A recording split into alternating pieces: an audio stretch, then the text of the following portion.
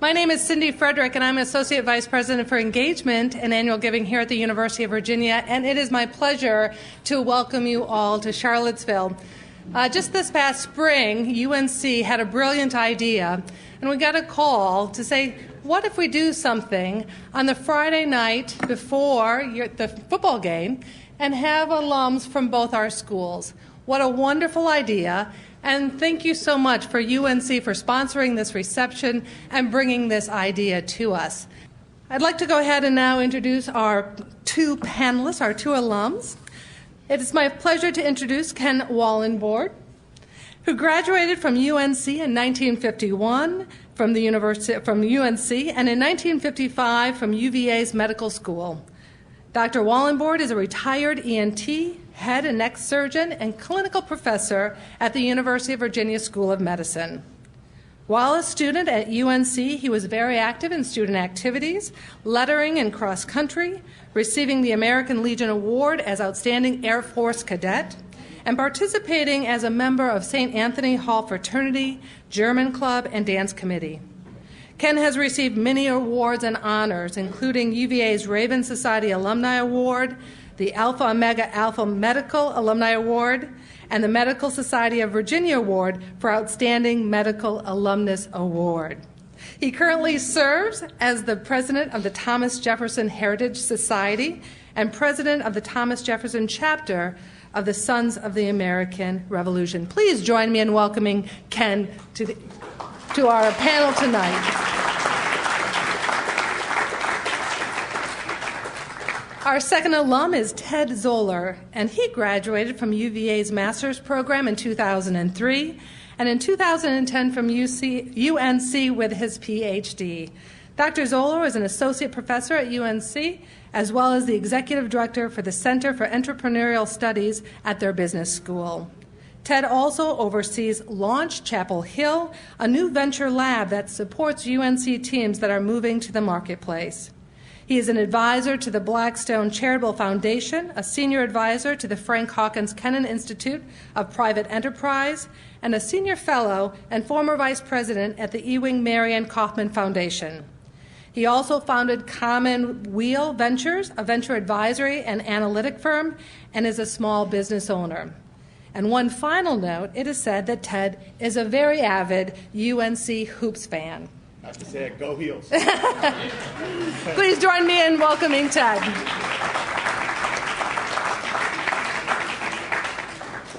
Our moderator for tonight's discussion is Tom Folders.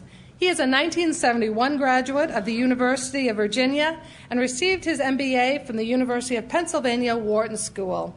Since 2006, he has served as the president and CEO of the University of Virginia Alumni Association. Welcome, Tom.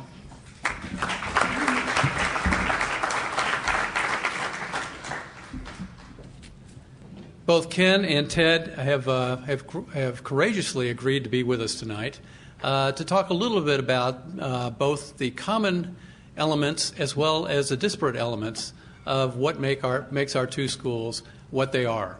Obviously, they're both great. They both have tremendous attributes, and I forgot, who won the ACC basketball tournament last year? Never mind. It's interesting that this is done tonight because tomorrow, interestingly enough, and many of you may know this and many of you may not, we're about to witness the South's oldest football rivalry. The first game was played in 1892. The second game was played in 1892. The first game was won by the University of Virginia, and the second game was won by the University of North Carolina. And we've been going back and forth ever since. I think the current tally, excluding tomorrow's game, which I won't prognosticate, UNC is ahead with 60 games won. UVA has won 54 games, and at least from University of Virginia's point of view, there were 4 ties. Now, I understand there's a bit of a controversy on one of those ties. I may let Doug talk about that later. If you think about the similarities of the schools, they're rather remarkable. They're both obviously flagships of their respective states. They both provide tremendous amount of leaders and leadership to their respective states. Both are listed as public Ivies. when that term became popular back in the mid-90s. They're both very highly ranked in all the various college rankings, whether it's U.S. News and World Report or some of the others that are coming along. And in terms of public schools, obviously both of us are in the top 5 of the public schools, which is another similarity of the schools. We're both members of the American Association of Universities, which is, for those of you who don't know, is a very prestigious organization that only allows only the best institutions to join. Yeah, there you go. and the similarities continue, but I'm not going to go into any more. What I'm going to do, and this will be very conversational, and if you have a question or a comment that you just can't contain, by all means, throw it out there, because this is really a conversation more than any sort of a speech. I've got a number of things that I'm just going to throw to our two panelists and let them explain the differences as well as the similarities of two schools. So let me start with kind of the history of the schools. For those of you who know these things, of course, North Carolina was chartered before the University of Virginia was, and they take great pride in that. The university has a different point of view on all those sorts of things, of course. But I will let Ken or Ted take it away. So Charlie's being shy on the things that are about what we're going to do tonight. It's a real honor to be here, and I got to first state that I'm a business professor and I'm not a historian. So is there a historian in the house? Do we have a historian out here? Got a few. So I'd like you to correct any misinformation, that I'm about to offer, and I'm not going to pretend to be a historian. But I'll tell you, having an experience both on the lawn and at UNC has given me a real respect for what these institutions are all about. And just to take a big step back for a moment and think about the histories of these institutions, they were both seen as beacons on the hill, both as great public institutions, both to improve society.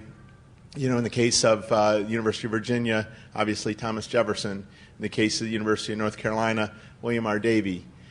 These were individuals who were committed to trying to build a institution that would advance their society. But what's amazing about both places, there's a mystery in both places. If you ever walk around in the center of these campuses, you've got, in the case of obviously UVA, the rotunda and the lawn, and the academical village in general, and it's magical.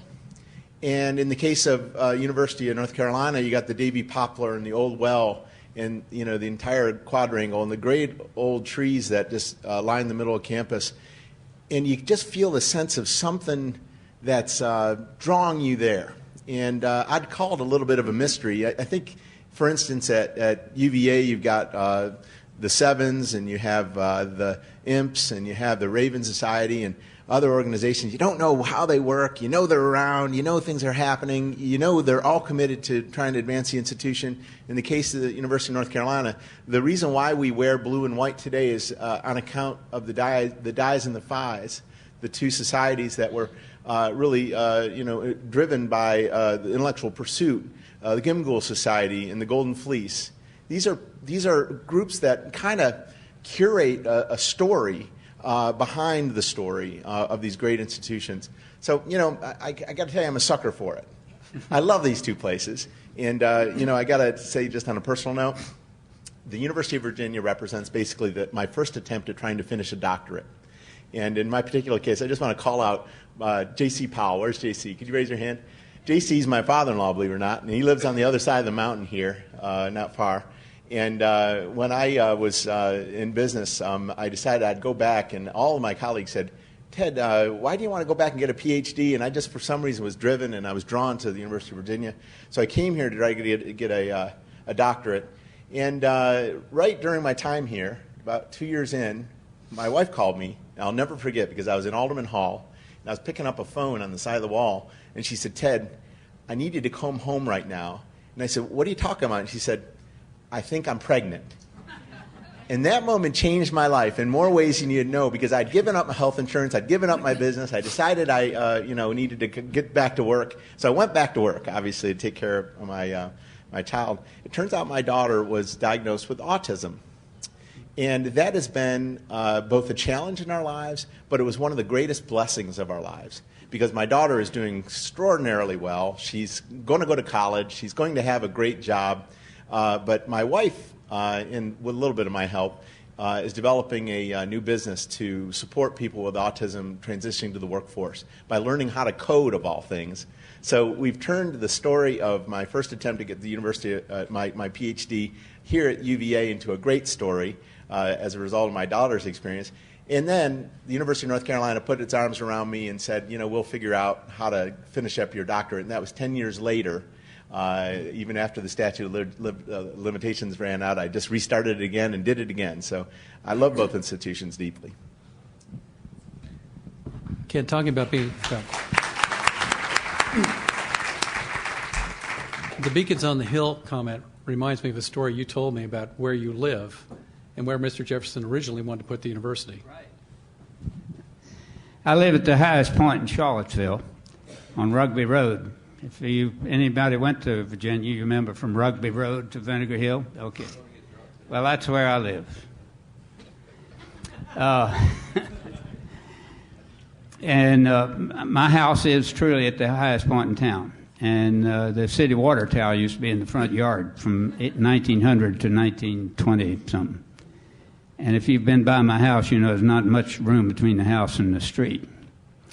Well, I was born in North Carolina. Most of my family had gone to UNC, but when we moved here, it ended up all four of my folks' children got degrees from the University of Virginia. When I was growing up, my father, I wasn't there in World War I, but from World War I to World War II, he was never home on Thanksgiving Day. He was at the Carolina-Virginia game. They got on the train from Salisbury, went over to Duke, caught the train to Carrboro, and walked to the stadium. But he was never there on Thanksgiving Day till World War II came along. And so we'd always have to eat the turkey several days later after he got back.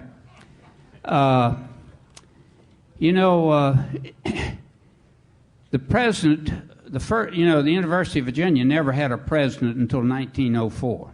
The chairman of the faculty did it. Well, it had got to where the chairman of the faculty couldn't take care of all the business. One of the people who did take care of the business, and probably the only one qualified then, was Elmer Carruthers.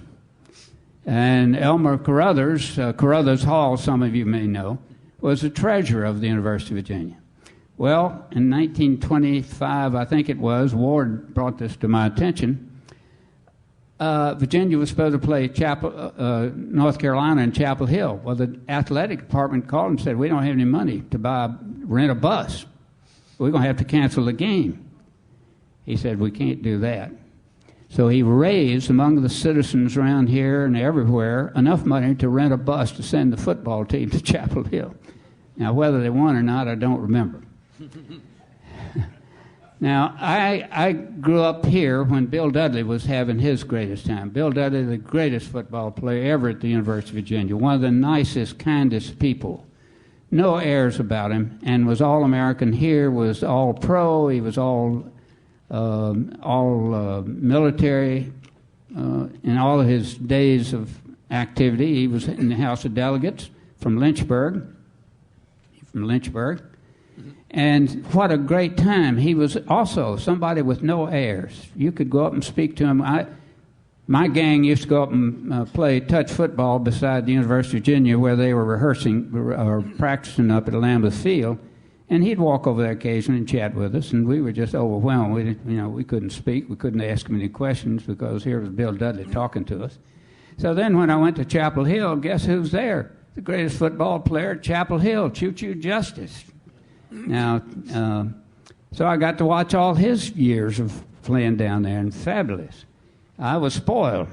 One of the greatest acts of sportsmanship that I've ever heard of supposedly occurred after Virginia defeated UNC in the last game of Bill Dudley's college career.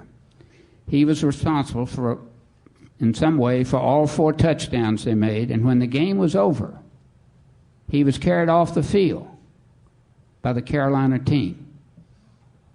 Now, if that's, almost get tears thinking about that. That's such a wonderful thing.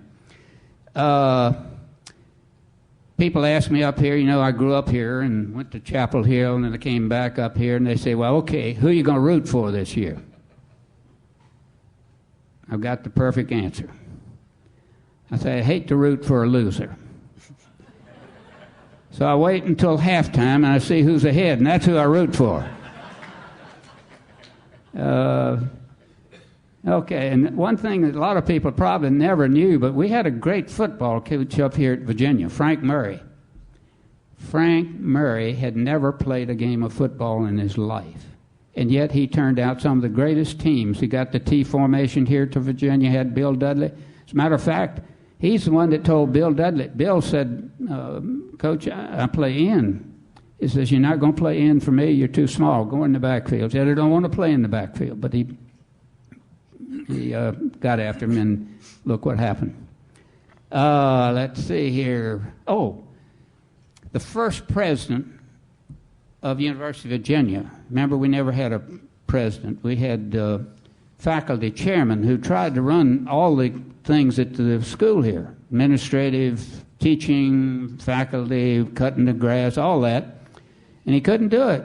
So they finally, after many years of discussing, they offered a job as president of the University of Virginia to Woodrow Wilson. He turned it down. He went to law school here, lived on the West Range. And so then the next best person was not only a great administrator, but he was a great educator who changed education in North Carolina, went to Tulane after he was president of North Carolina, went to Tulane, changed education in that state and city, and then they invited him up here, and that was Edmund Alderman. And he came here, and he turned Virginia around.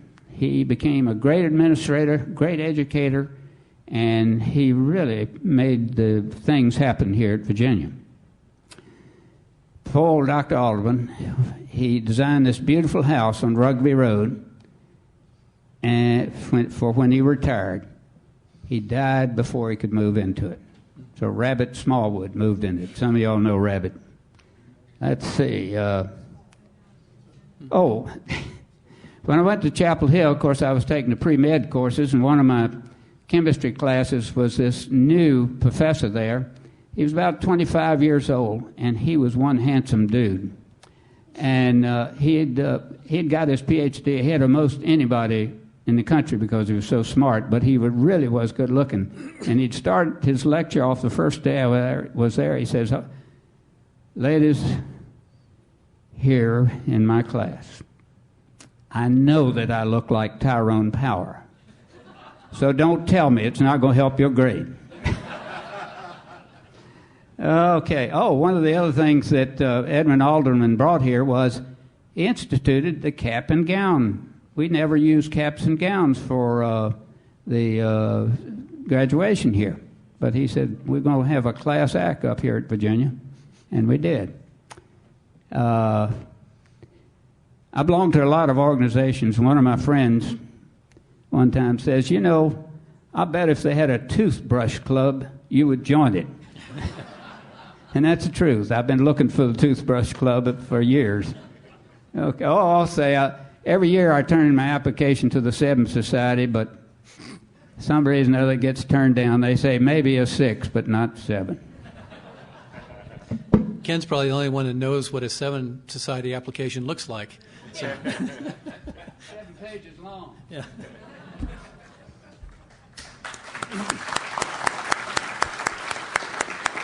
A question? David, you want to arm the other mic? Good evening. Go Heels. Almost said Hooves. I'm Jack Wilson. I live here in Charlottesville. And I want to tell you about a connection between the University of Virginia and the University of North Carolina that many of you probably don't know about. When Thomas Jefferson was president of this great nation, he was involved in trying to get a gentleman from South Carolina, which was noted in the Revolutionary War for his heroics and all. His name was William Richardson Davies.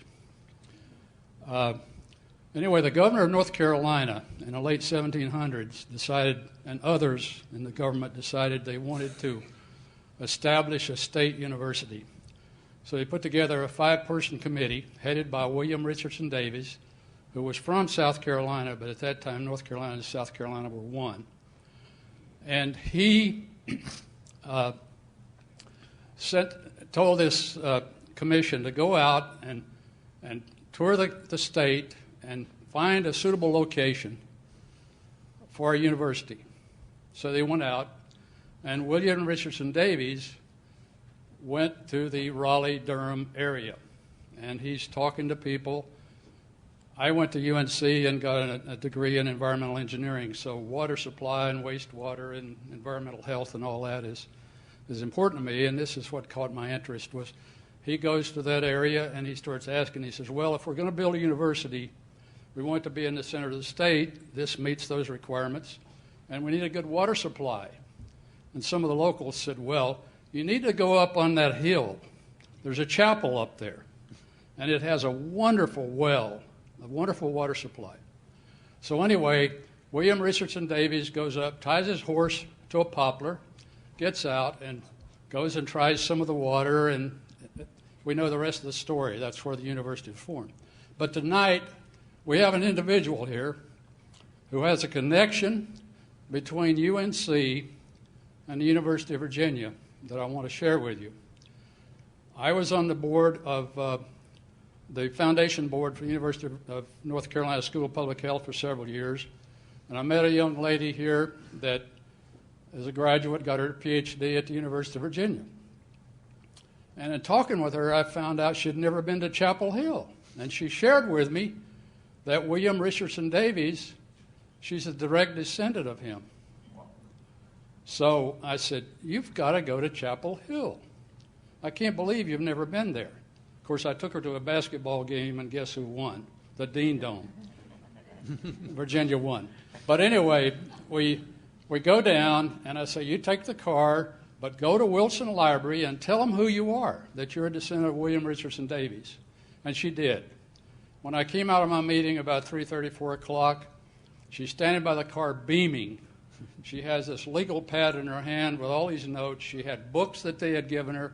They took her into the special collections area and showed her remains of her William Richardson Davies' wife, her great-great-great-grandmother, wedding dress, his watch, a whole bunch of things. And so she was just enthralled by this. She said, but I'm sort of conflicted on one thing. She said, they gave me these books, and I was reading through all the writings and historical documentation, and said in there that he and Jefferson disagreed on more federal power in our United States versus state rights, and William Richardson Davies more for states' rights and all. So they had their conflicts over the years. And in there, Jefferson, am I getting it right? Jefferson or Davies said that Jefferson was a pompous ass. So anyway, I'll end my story. I want you to, Beth, stand up. This is Beth Baptist, who got her doctorate degree here at the University of Virginia, and currently works as senior administrator with the Charlotte City Schools. So I wanted to share that connection between the University of Virginia and Chapel Hill, Charlotte, University of Virginia. Thank you. We would ask Mr. Jefferson to make a rebuttal because, of course, everybody knows he still lives. But yeah, that's right. He couldn't make it tonight. But Hey, Tom. Tom, I have Mr. Jefferson's rebuttal. Can I do it? Go for it. So you'll have to see Doug Dibbert and Tom Falders for this. But, when you graduate from these two universities, you get diplomas, right? And in my office, I got the doctorate from UNC. I put the diploma in front of me, in front of my desk.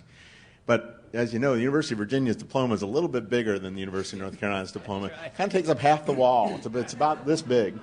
And I put that on the other wall because it wasn't suitable to put them both on the same wall. It didn't fit for some reason. So University of North Carolina in front, University of Virginia in the back. I never expected this implication. I do a lot of online teaching now. It's the way we teach, right? So we have education. I'm teaching people all over the world. And the video screen is sitting in front of me, and I'm facing the UNC diploma. But, of course, what's projected behind me is the University of Virginia, very proudly. And this is why you got to talk to Tom and Doug, because these are kind of the crazy things you collect. So when I got my UNC degree, I got a little RAM, and I found that, so I put that RAM out there. But, when you graduate from the University of Virginia, you have to have Mr. Jefferson. So those two things are, and maybe I'm a geek, but this is what sits in my office. And the other thing that you get, and Doug Dibbert will give you one of these, when you get that UNC symbol, is a Beat Duke pin. So that'll go there.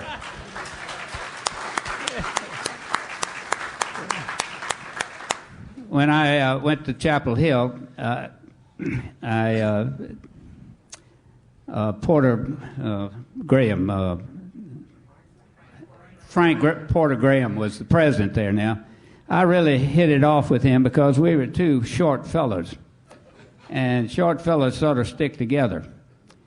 But he was a bouncy guy. He was on the move all the time. Before I finished, he had already left to run for the Senate. And Gordon Gray, I think, took off from him. And Gordon's wife was a cousin. And I used to take care of their children at a camp where I was a doctor up in the mountains of North Carolina. But what I was going to say, Mr. Newcomb, who was the president after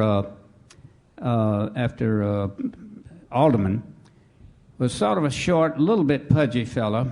And I sort of knew him, but, just to say hi, Mr. Newcomb, when he'd walk by. But he was also a short fellow. So we hit it off, sort of. He didn't know we hit it off, but we really did.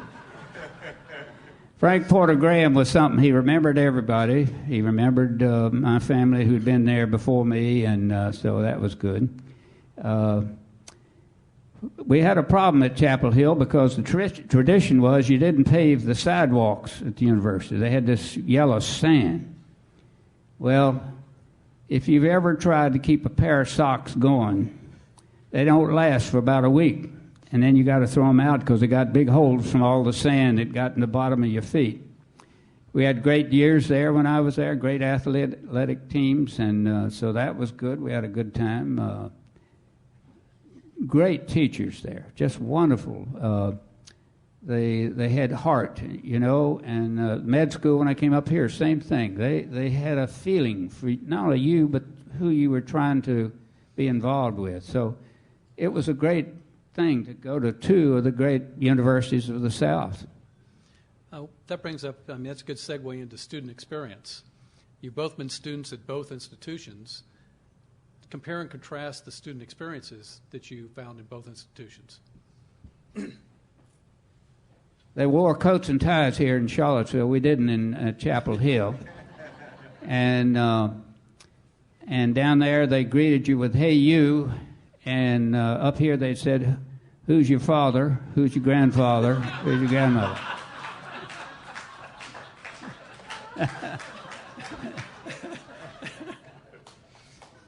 No, both schools just too much fun. What a great time to be able to do that. Right after the war, things were sort of tough down there in Chapel Hill. And when I applied, they said, "Okay, you accepted, but you have to have a proof that you have a place to live." and I fortunately did.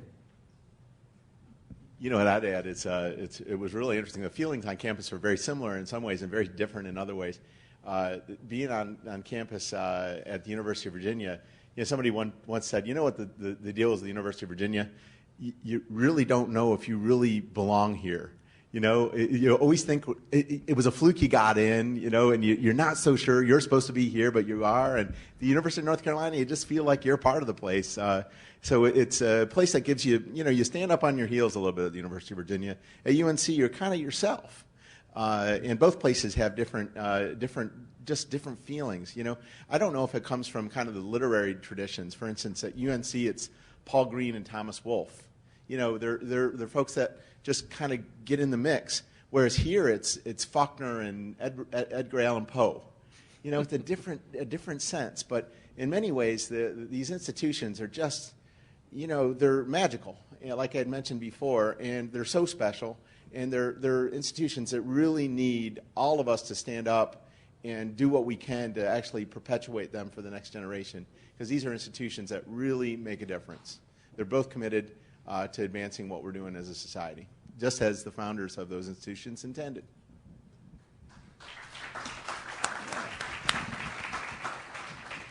When I took my specialty boards, I was being interviewed by one of the examiners there, and he asked me a series of questions.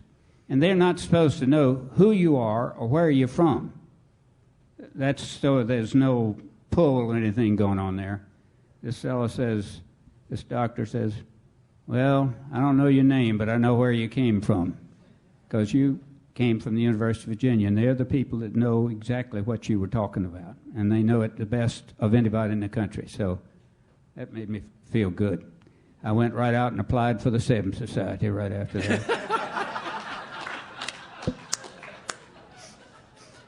Ken, I understand that that comes under the heading of "Don't call us, we'll call you." That's right. You touched on athletics.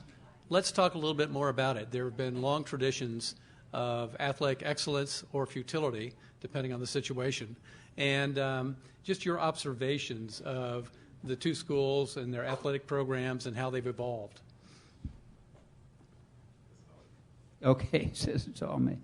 Well, I grew up watching, of course, Virginia practice. I also watched the track team. I ran on the track team at Lane High School here in Charlottesville, played on the football team and all those things. But we had such an easy approach to all these great athletes at the university. And when the University of North Carolina would come up here, they were great athletes. So it was really... you were seeing the best and very good, healthy rivalry. I mean, you didn't see us at Carolina coming up and painting the rotunda blue and white. I had a friend who went to, was Rice or Baylor, but he was pilot. He got in a little pipe of Cub and got a big gallon jug of paint and took it and dumped it on the head building in the other school. Now, we didn't do things like that. We may have yelled and hollered and screamed, but it was a great relationship. The faculty, I think, felt some of that. Now, at my one of my history classes, Chief Justice, of course, was All-American, all this and that and the other, but there was another great All-American at that time named Doak Walker. My history professor, Frank Klingberg, had a 50-question final exam, but he had a 51st question. He said, now, this is not for points, but true or false? Charlie Justice is a better runner, passer, and kicker than Doak Walker. True or false? And that got national attention, I might add, but he did say it didn't count on your final grade. One thing I'd say, and I bet you feel this a little bit, I bet you those of you wearing light blue right now, and I got to imagine I represent today with this is the only tie I could find that would combine in some reasonable way light blue and orange. And thanks to Brooks Brothers for having come up with it. I think it was in their discount aisle, and they're not so sure. These colors do not like to come together, but here it is. I'll give you the SKU number if you want to go find it from Brooks Brothers. And I'll tell you another thing that's really true about these rivalries. And I got to tell you, I spend a lot of time in Virginia, and obviously I live in North Carolina. So when I come across the state line, and these are states that are just incredible rivals, I always have two hats. And when I'm down in North Carolina, obviously I'm wearing my UNC hat, and there's my UNC hat. Of course, it's a 2009 champions hat. Go Heels. But when I cross that state line, I got to admit to you, I got to put this hat on. That's my Wahoo hat. Because it doesn't feel right when I'm up here to be representing UNC. I don't know why. I want to make sure that I fit in. And you know what it is? Can I tell you? I was walking across. I'm not kidding. I was walking across the St. Charles Bridge in Prague, and I was admiring the scenes. And I noticed someone kind of gave me a weird look. And I kept on walking, and then I heard way in the distance, "Go to hell, Carolina!" Here I'm in Prague. I'm wearing a UNC hat. I can't even get away with it in Prague. What's wrong with this? So, you got to be careful how you represent. And I tell you, the Virginians, they represent well. So make sure you give a nod to Thomas Jefferson tomorrow. When I was at Chapel Hill, my fraternity was right next door to the Carolina Inn. If anybody's ever been there at Chapel Hill, you know how nice the Carolina Inn is. It's a very plush, very nice, beautiful thing given to the university. And I had a bunch of my friends from the University of Virginia who were going to come down and visit me down there. So I told them, well, I'm right next door to the Carolina Inn. You come in this Franklin Street and you turn to the left and then you come over there. Well, these guys arrived there. It was a little bit dark. And they walked up to the Carolina Inn. They thought that was my fraternity house. So they walked in. They saw these people sitting around these leather chairs, and they saw a reception thing. And went and said, "Hey, we've come to see Brother Wallenborn." He says, "Brother Wallenborn lives next door." The man knew. Now, Ted, what else do you have in your bag of tricks there?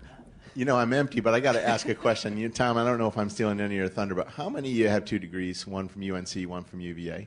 How many? Russ, right. Let's give him a round of applause. How many of the people who just raised their hand have undergraduate degrees from the University of Virginia? Okay. And how many have undergraduate degrees from the University of North Carolina?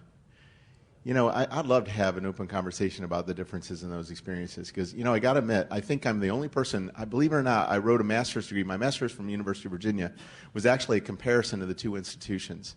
And their histories are so similar, and what made them similar is in 1931, the Morrill Land Grant was formed. And the land grant created land grant institutions. And in both cases, land grant institutions were established in states. And, of course, that gave rise to Virginia Tech and NC State in our 2 states. And we became, at the institutions, University of Virginia and University of North Carolina, the comprehensive schools. We had the law school, we had the business school, we had the medical school, we had the dental school, and, of course, we had the finest liberal arts college of arts and sciences in the state. Well, now we're facing some really interesting challenges because those departments that we cleaved off that were considered in the trades, now being held by Virginia Tech and North Carolina State, those are the departments that we need to have back with us. So, in a lot of ways, I'd like to do the reverse Morrill Land Grant, maybe take NC State over and Virginia Tech and bring them back. Of course, that's going to be unpopular with my father-in-law, who's a Hokie, and he's also a Tar Heel, so I'll get away with it, I think. That's right, like engineering. The old engineering school was still at Chapel Hill, but it was in, I think, the math department over there. But NC State took over the engineering. Somehow, Virginia, we were able to retain our engineering school. So yeah, well, I'll also point out that we have a biomedical engineering department in the medical school that's very fine, and we're actually in the process of starting a College of Applied Science at the University of North Carolina. So we're going to try to bring it back. Well, when I was, I'm a double dipper. I, of course, went to Carolina, came here to med school, went back to Carolina on the house staff at Chapel Hill, and was in a specialty, and I got called in the Air Force. And then after the Air Force, I came back to Virginia, changed specialties, and then I stayed here. So that's sort of double. And so I had a great time. One time, I will tell you about Seventh Society, and maybe this is why I didn't make it in. I owned and flew airplanes for about 40 years. I was a flight surgeon in the Air Force, and so I loved to fly and everything. Well, one night I got a telephone call from somebody whose voice I didn't recognize. Says, "Doctor, you still flying your airplane?" I said, "Yes." He said, "Would you consider dropping the Seventh Society leaflets on Scott Stadium at halftime?" And I said, "Well, yeah, okay, yeah, I'll do it. That's experience." So he says, "Well, I'll have the 7 leaflets at your house tomorrow." I didn't see who brought them, but they appeared at my door, about 10,000 of them.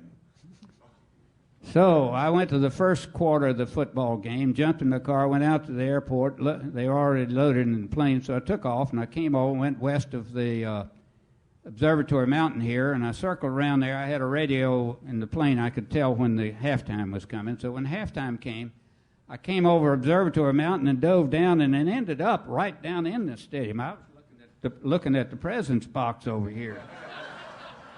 I wasn't supposed to be that low, but I flipped the plane up and flipped out about 50 of them. They went straight down. So I said, okay. So there was no wind. So I went down, went south of the field, came up about a mile out, started dumping 10,000 of those leaflets out. Well, then I went on back to the airport, landed, and when I landed there, I heard this plop, plop, plop, and a bunch of them dropped off the tail of my airplane where they'd been stuck because they got stuck there. But when I got back to the game, I asked my friends, fourth quarter, I said, what did you think about the leaflets? He said, well, the first time he came by, they came down on the field, but the second time, they went over our head. Well, they ended up on the med school. So maybe that's why I'm still a 6 and not a 7. True story. At this point in time, I'd love to open up the floor for any comments or questions people have or any remembrances. I'm Dawn Peters, UNC class of 86. I'm the Virginia rep on the Alumni board, and I have lived in Norfolk for 23 years. And the biggest difference I have found and things that I've seen are that in North Carolina, UNC was always said to be the university of the people. And you knew your tax dollars were going to that university, and you were going to get a very reasonable education. And I was really surprised to see that the amount of support that UNC gets from the legislature is the same that UVA gets from tuition. And it's flipped, that UNC gets far less from tuition than UVA does from the legislature. And I think it's a very different, as a taxpayer in Virginia, I wish my kid had a better chance of getting UVA. I don't know if they do, but I do find that there is that difference, that there isn't the commitment to that university and to higher education in Virginia as there is in North Carolina. Is that just my opinion, or No. That's true? You're right. These numbers will be exactly wrong, but directionally correct. The legislature of Carolina basically supports each student to the point of about $23,000 a student, and in Virginia it's about $7,000-8,000 a student, and it's just it's the all the other pressures that the state government has to fund, and that's what they've done over time. And the University of Virginia now is about, the state supports about 5.5% of the operating budget of the university. They still maintain 100% control, but 5.5% funding. Yeah. 19, I've been told. One implication of that I'd love to share is that the private folks have had to kind of step up to support the University of Virginia. And the endowments of the University of Virginia, University of North Carolina are pretty different as a result, because we have to make up for the difference in state funding at the University of Virginia. But I was amazed. I just want to share this, if you don't mind, Tom. The business histories of the two places are quite interesting. And for instance, two entrepreneurial pioneers of our states, and these are people that were in the last 30 years. Frank Batten at the University of Virginia really built the Batten Institute, which was committed to entrepreneurship. Frank Keenan at the University of North Carolina created the Keenan Institute, again focused on entrepreneurship and economic development. Both of them saw how important it was to draw private support into these institutions, but by engaging in how healthy it is to really develop a strong market economy. And as a result, you think about the leaders who came out of each institution at the University of Virginia. William Hawkins, who was the CEO of Medtronic, Alan Lafley, Procter & Gamble, Halsey Minor at CNET, Mark Temple at Citrix, UNC, like Max Chapman at Kidder Peabody, David Gardner from the Motley Fool, Bowman Gray at R.J. Reynolds, Dick Jenrette at the Equitable, and Jenrette Lufkin and Howe, and then Sally Krawczyk at Merrill Lynch. These are folks that are, icons in business, and both institutions have created so many of these great folks. What I've been amazed by is how much commitment there is to these two institutions, and how important it is for us to recognize that we're creating leaders not only in society, but obviously moving our economy forward. So it's pretty exciting. I would like to say a few things too about the toothbrush club. That's what I know. we have two of the best alumni heads right here tonight. Doug Dibbert from Chapel Hill, Tom Falders from the University of Virginia. They are superb. Rick Davis is the most enthusiastic person you've ever seen in your life, and if you want something done, he can move bridges. And I guess Althea does a pretty good job here herself, wherever she is. I know she's in there. She is. So that's great. And the best thing is, you know, they really look after us. And when we need something, they look up facts and figures, and they help us with our reunions. And we have some of the great reunions in med school here. We have these great reunions at Chapel Hill, fabulous reunions at Chapel Hill, I might add. But and it's fun. You come back there, here's the old school, but there's lots of things there. Now, one last thing, and in reference to your talking about fees and so forth, the dean of the medical school here at Virginia was talking one time, says we're in competition for a lot of places to get students. And we have trouble with North Carolina because their fees, their tuition costs for medical school are much lower for in and out-of-state students than they are for Virginia's in and out of students. So a lot of them go there, and it's a good school, so no reason not to go there if you can get there with having to pay the least amount of money. By the way, when I came to school at Chapel Hill, my total expense, other than for room and board, was $135 a quarter. That's for an out-of-stater. $135 a quarter. I think we've got a question here, or a comment. Well, comment, when I was in Chapel Hill, I lived in a trailer. They ran out of dormitory space after during the war. I was in the Marine Corps, started out at Duke University. Thank God they transferred me to Chapel Hill. At Duke University, the men's campus was about 4 miles from the women, and that was hell.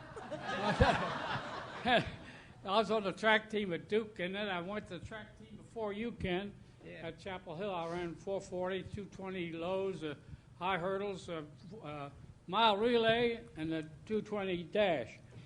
But I tell you, I was in the Marine Corps there, and the war ended. And I had enough points to get out. Everybody else was there in the Marine Corps. They went to Quantico, became a lieutenant. Then they went to Korea. And I stayed in Chapel Hill and got a couple, 3 degrees. But about toothbrushes there, Ken, I met a fellow at Chapel Hill. I saw he had a toothbrush in his lapel pocket. I said, "What's that?" He said, "That's my lapel pin. I went to Colgate." You win. You know, you got to get him to tell you how he tried to tackle Shoot You Justice. He was on the JV football team at Chapel Hill, and they were the stooges for the varsity. And he said he never could. He could try to get around those thighs, but his arms wouldn't fit around them.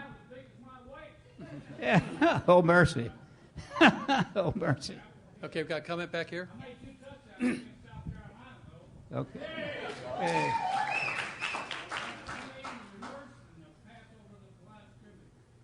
Yes, sir. Could I ask a question? I may have my numbers wrong, but the out-of-state student body at Chapel Hill is like 17%, something like that, and Virginia is 33%. More than that. Virginia, well, first years, it has to be two-thirds in-state, one-third out-of-state. At Chapel Hill, 18% are out-of-state. Why is there such a disparity? Why does North Carolina have? Why isn't North Carolina 33%? Why isn't North Carolina? I'm just. Well, I could ask why Virginia isn't. When I was a student, it was 55-45. I say that I have a daughter that's out-of-state sophomore at UNC right now, so I'm not. But I'm just curious as to. I think it has to do with the legislature, to tell you the truth. They're the ones that sort of help set those things. If you get too far, you know, the University of Virginia went through quite a time there when they wanted to reduce the 33% down to about what Carolina has. But the alumni stood up and said, no, the university is a diverse university, and the best thing about it is we get people from all over the world and all over the country. And Chapel Hill has been a little bit, what? Only if they were men. Man can. Do I hear a little question back dissension here. there in the ranks? That's okay. Question back here. This is just a comment to build on some of what's already been said about student support, but then I have one question. Then the comment is that one difference between the two universities is the difference between the state constitutions, because the North Carolina Constitution requires that state provided college education will be made available tuition-free to residents of North Carolina as far as is practicable. That's the phrasing from, I think it's Article 15 of the North Carolina Constitution. And Virginia, of course, most states don't have a provision like that, and Virginia does not. But I guess if I had a question, if it doesn't take us over familiar ground already, do you think having a constitutional provision like that changes the demographics or the atmosphere on campus? Great question. As I think Yes about and no. Yeah. It's an interesting thing. What I've been struck by at the University of North Carolina is its commitment to public service, and it's built into the culture of the place. And University of Virginia always was a part of Virginia. It's part of Virginia's fiber. Both institutions are kind of the sought-after schools. They are the top of the apex in the states for any student who wants to try to get in. But I think in the case of North Carolina, the state legislature has been consistently committed. I don't know how, given the changes in the economy, that's going to be sustained, however.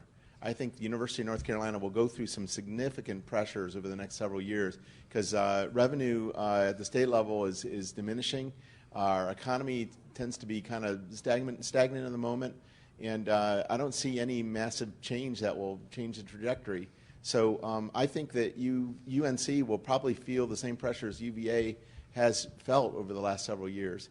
And I think UVA has prepared itself to maintain its quality. UNC will have to step up to that kind of commitment. So we're going to need a combination of public and private to make both institutions strong. Question here. Yes, hi. My name's Antoinette Rhodes. I'm by definition a townie. I have in-law ties to both Virginia and to Chapel Hill. And my great-grandfather was, among other things, the only photographer who worked here through the entire Civil War.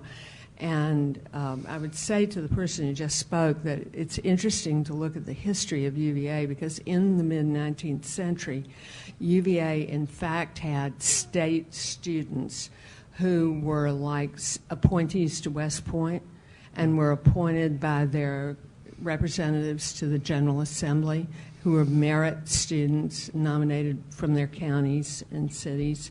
So things are different now than they were. They were in some respects more democratic in an earlier era. And I was going to ask Ken and his interlocutor, because Ken's not just a resident of Charlottesville, but a student of it as well, and a student of Mr. Jefferson's. And I was going to ask him to address the whole business of college town, an expression that's been used a lot. Because in the case of Chapel Hill, William R. Davie, the celebrated patriot, if he did say so himself, went out into the middle of nowhere and set up a school. And so the town that grew up around it, the shops, the, whatever grew up around it, was by definition a college town. Now, Mr. Jefferson didn't do that. He went miles outside Charlottesville, a little tiny town which people think he founded, but he didn't. His role in the building of Charlottesville, the making of Charlottesville, was that as a young man in the Virginia General Assembly, he got it made the county seat. The previous county seat was Scottsville. He got Charlottesville made the county seat. He didn't lay out the street scheme. He didn't design the buildings. He didn't do squat. But he then developed this academical village outside with the intent of making it a community entire of itself. And I know Ken knows that, and Ken studied that, and I was going to ask him to talk about that. But the more you talked about this stuff, I realized the only thing I really wanted to know about from these two guys is just how friggin' painful is it to have the Atlantic Coast Conference completely disrupted, turned into a mess with Florida and Boston in it. Like, how bad is that?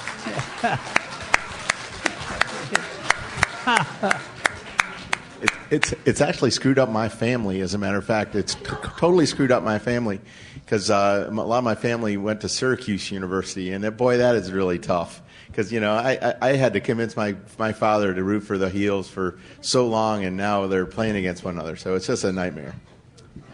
It's interesting how the University of Virginia ended up here.